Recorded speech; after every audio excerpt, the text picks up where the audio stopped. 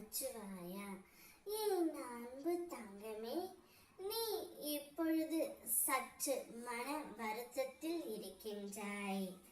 உனக்கே தெரியாமல் உன்னுடைய துணை அலைபேசியில் பேசிக்கொண்டு இருக்கின்றார்.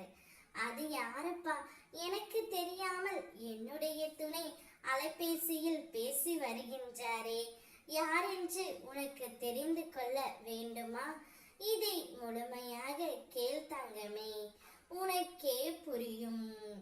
உனக்கு கஷ்டம் வரும் பொழுதெல்லாம் என்னை நினைத்துக்கொள். உனக்கு உறுதுணையாகவும் வழி நடத்துபவனாகவும் நான் உனக்கு கூட நின்று துணை நிற்பேன். இப்பொழுது உன்னுடைய துணை உனக்கே தெரியாமல் உனக்கு தெரிந்த ஒருவருடமே பேசிக்கொண்டு இருக்கின்றார். அவர் அப்படி என்ன பேசுகின்றார் என்றால், உன்னை பற்றி தான் தங்கமே. உன்னுடைய அன்பை பற்றியும் உன்னுடைய அரவணைப்பை பற்றியும் அவர் அவருடன் பேசிக்கொண்டு இருக்கின்றார். அவர் நெருங்கிய நண்பருடன் தான் பேசிக்கொண்டு இருக்கின்றார். எதனால் அப்படி பேச வேண்டும் என்றால், அவருடைய மனதில் உள்ளதை சொல்ல போகின்றார்.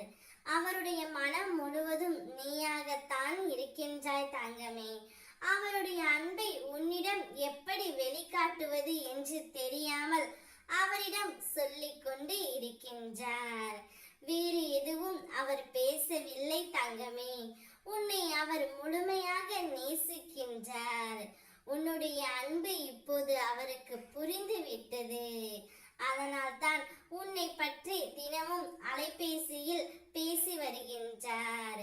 வருத்தப்படாமல் இரு தங்கமே. அனைத்தையும் நல்லதாகவே உனக்கு நான் மாற்றி தருகின்றேன். ஓம் நமச்சிவாயா என்று ஒரு முறை என்னை வணங்கி பதிவிடு. உனது எண்ணங்களும் ஆசைகளும் கோரிக்கைகளும் அனைத்தையும் நான் நிறைவேற்றி வைப்பேன்.